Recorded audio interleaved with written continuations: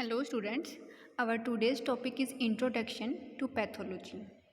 This is the general introduction of patho.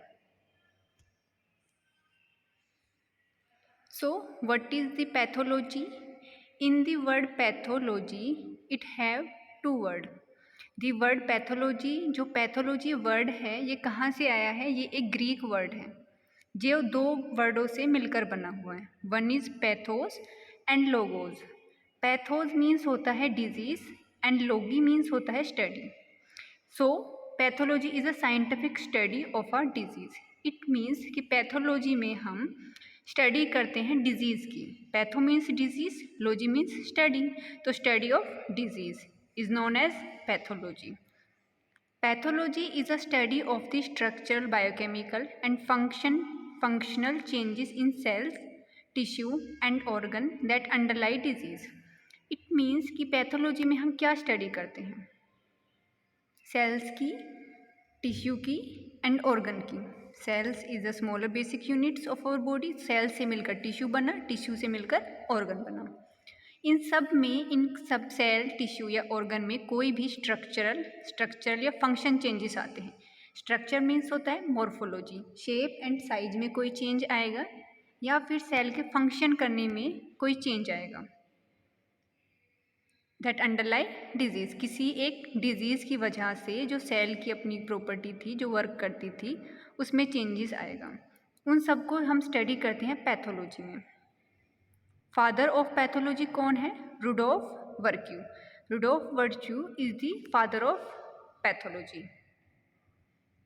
Next आता है importance of study of pathology. कि जो हम पैथोलॉजी पढ़ते हैं ये सभी पैरामेडिकल कोर्सेज का सब्जेक्ट होता है मैक्सिमम. जनरल पैथोलॉजी ये क्यों इम्पोर्टेंट है? Because general knowledge of how diseases are caused. कि पैथोलॉजी पढ़ने से हमें एक बेसिक आइडिया लग जाता है, एक जनरल नॉलेज मिल जाती है कि कैसे डिजीज़ कोज हो रही है. जनरल पैटर्न क्या है? Classification of disease. हम इसमें डिजीज़ के बारे में पढ़ते हैं, क्या पैटर्न है उसका. नेक्स्ट आता है evolution of disease from its causes to clinical presentation. Evolution means होता है कि क्या जनरेशन टू जनरेशन इवोल्यूएट हो रहा है. तो कैसे एक डिजीज़ इवेलुएट हो रही है और क्या उसके कॉजेज है किसी डिजीज़ को क्लिनिकली प्रेजेंट करने के, मीन्स सिम्टम्स क्या हैं. ये सब चीज़ें हम पैथो में देखते हैं. अगर कोई डिजीज़ है तो हमें कैसे पता चलता है डिजीज़ का? जब हम उसके साइंस एंड सिम्टम्स हमें देखने को मिलते हैं. तो जो sign and symptom of disease ये सब भी हम पैथोलॉजी के अंदर देखते हैं. क्या नेचर है उसका, स्प्रेड कैसे होता है और क्या हम प्रिकॉशंस यूज़ कर सकते हैं. बहुत सारी कॉमन डिजीज़, कुछ कॉमन डिजीज़ होती है, अगर हम उनका पहले से ही प्रिकॉशंस लें और हमें उनका पता हो कि किस नेचर में होती हैं, ज़्यादा नहीं होती है, और स्प्रेड किस तरीके से, इनका वे ऑफ स्प्रेडिंग क्या है, कैसे एयर से फैल रही है या टच करने से है, तो हम इन सब चीज़ों के बारे में पढ़ते हैं. And better understand the patient and his disease. इससे हम पेशेंट को अच्छी तरीके से समझ सके और उसकी डिजीज़ को, उसकी बीमारी को भी. देन हम उसको, अगर हम उसको समझेंगे, उसकी डिजीज़ को क्लियरिफाई होगा हमें, तो हम उसको एक प्रॉपर ट्रीटमेंट देंगे. These are the importance of study of pathology. अभी पैथोलॉजी को क्या किया हुआ है कि जो पैथोलॉजी है, अभी हमने पैथो पढ़ लिया. Patho means disease, logy means study, disease की स्टडी करना. इसको फर्दर टू टाइप्स में डिवाइड किया हुआ है, general pathology and systemic pathology. General pathology क्या होता है? It deals with the common basic reaction of cells and tissue to injurious stimuli. ठीक है, कोई भी इंजरी या स्टिमुली के खिलाफ, कोई चोट है, कुछ है, एनी एक्सीडेंट के खिलाफ, तो इसमें हम सिर्फ कॉमन बेसिक रिएक्शंस देखते हैं कि कॉमन जो सेल है या टिश्यू है उनकी क्या रिएक्शन है, उनका नॉर्मली क्या प्रोसीजर है, वो सब हम पढ़ते हैं जनरल में. क्योंकि हम डिजीज़ तक तो तभी पहुँचेंगे ना जब हमें जनरल पता होगा कि जनरल सेल और प्ले या टिश्यू है ये कैसे वर्क करती हैं, क्या शेप होती है, क्या इनका फंक्शन है. ये सब हमें पता चलेगा, जब भी तो हम डिफ्रेंशिएट कर सकेंगे जनरल और डिजीज़ के, नॉर्मल और एबनॉर्मल के बीच में. तो जनरल में हम बेसिक्स पढ़ते हैं, उसके कॉमन बेसिक रिएक्शंस क्या हैं, बेसिक मैकेनिज्म क्या है किसी भी डिजीज़ को डेवलपमेंट होने का, which are not tissue specify. दूसरा आता है सिस्टमिक पैथोलॉजी। सिस्टमिक में describe the specific response of specialised organ and tissue to define stimuli. इसका मतलब है कि सिस्टमिक पैथोलॉजी में हम क्या देख रहे हैं कि एक स्पेसिफिक रिस्पॉन्स किसी भी ऑर्गन और टिश्यू के अगेंस्ट में जो एक स्पेसिफिक रिस्पॉन्स हमारी बॉडी स्टिमुली के डिफाइन में उसमें अगेंस्ट में जो रिस्पॉन्स क्रिएट हो रहे हैं उसको हम यहाँ पे देखते हैं। It deals with the alteration. Alteration का मतलब होता है चेंज होना, कोई भी सडन चेंज हो जाना। And underlying mechanism of disease of particular organ system. So अगर किसी सेल में, टिश्यू में, किसी ऑर्गन में या फिर ऑर्गन सिस्टम में, या मान लो डाइजेस्टिव सिस्टम में, उसमें कोई प्रॉब्लम है तो उसके हम डिजीज़ हो गया यहाँ पे, वहाँ जनरल में हम नॉर्मल पढ़ रहे थे, सिस्टमिक पैथो में हम क्या पढ़ रहे हैं, डिजीज़ से रिलेटेड पढ़ रहे हैं।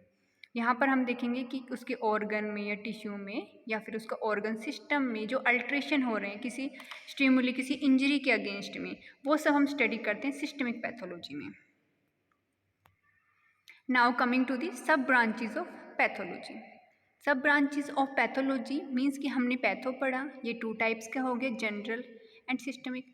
उसके बाद में पैथो की कुछ सब ब्रांचेज भी हैं। इसके अंदर क्या क्या फील्ड आती हैं, इसके अंदर आती हैं histopathology, cytopathology, hematopathology, clinical pathology, forensic pathology, immunopathology and finally molecular pathology. Coming to the first one is histopathology. So histo means होता है tissue, patho means study and logy means study of disease tissue. It deals with growth, कि कोई भी जब after आपका किसी patient का operation या सर्जरी हुई है, वहाँ से कोई पीस ऑफ टिश्यू निकला है, यो ट्यूमर का था या कैंसरस था, जो भी था, उसको पहले ग्रोथ करते हैं, उसका साइज एंड शेप देखते हैं कि क्या इसका शेप है, साइज है। उसके बाद में उसकी फिर स्लाइड्स बनती है, जैसे कि इस फिगर में दिया हुआ है।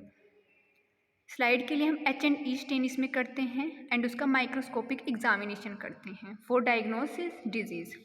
Tissue specimen is examined grossly, हम ग्रोस करते हैं। देन ग्रोस का मतलब यही हो गया कि टिश्यू को छोटे छोटे पतले पतले थिन सेक्शंस कट करने हैं हमें। उसकी टिश्यू स्पेसिमेन को हम ग्रोसली एग्जामिन करेंगे। Representative sections are taken. उसके बाद में जब हमने उसको ग्रोस किया, एक स्पेसिफिक एरिया हम निकालेंगे, तो हमें जिस एरिया में हमें डिजीज़ लगेगी उस सेक्शन को उठा लेंगे, फिर उसको हम थिन लेयर्स में, छोटे छोटे सेक्शंस में कट करेंगे। देन उसकी हम स्टेनिंग करते हैं जो इस फिगर में दिया हुआ है। उसके बाद हम इसको माइक्रोस्कोप में देखते हैं। नेक्स्ट आता है साइटोपैथोलॉजी। साइटो मीन्स होता है cell, patho means study, patho means disease and logy means study. It means study of disease cell, जिन सेल्स में डिजीज़ हैं वो हम यहाँ पर एग्जामिन करेंगे। It deals with the diagnosis of disease by examining pathologic changes in cell. जिन cells में कुछ पैथोलॉजिकल चेंजेस आ रहे हैं, नॉर्मल नहीं, एबनॉर्मल यहाँ पे बात हो रही है, इसीलिए हमने उसका जो फ्लूइड था वो लिया था यहाँ पे, क्योंकि उसमें कुछ चेंजेस, अल्ट्रेशन आ रहे थे। वो सब का हम कोई बॉडी फ्लूइड्स है, लाइक CSF हो गया, साइनोवियल, प्लूरल, एसाइटिक, ये सब फ्लूइड कहाँ पे आते हैं, साइटो की लैब में।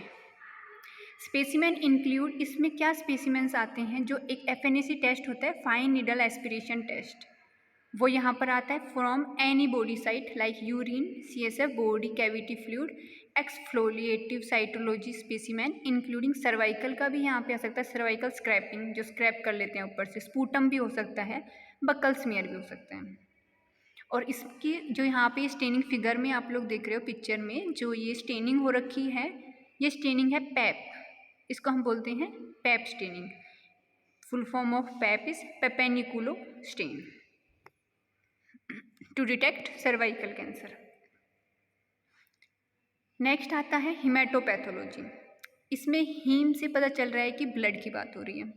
It deals with the study of disease of hematopoietic system. Hematopoietic system means hematopoiesis. Hematopoiesis में आपका आर्थ्रोपोइसिस, ल्यूकोपोइसिस, ये थ्रोम्बोसाइटोसिस, ये सब चीज़ आ गया, जहाँ पे भी हमारी जो ब्लड की रेड सेल्स हैं, इनका जो फॉर्मेशन होता है, फॉर्मेशन ऑफ रेड सेल्स, उसको हम हिमैटोपोइसिस, हिमैटोपोइटिक सिस्टम बोलते हैं। इंक्लूड इसने क्या कर दिया, RBC, WBC, platelets, bone marrow, lymph nodes, spleen, thymus and other lymphoid tissue. ये सभी में अगर कुछ एरर होगा, कुछ एबनॉर्मेलिटी होगी, वो आता है हिमैटोपैथोलॉजी की लैब में।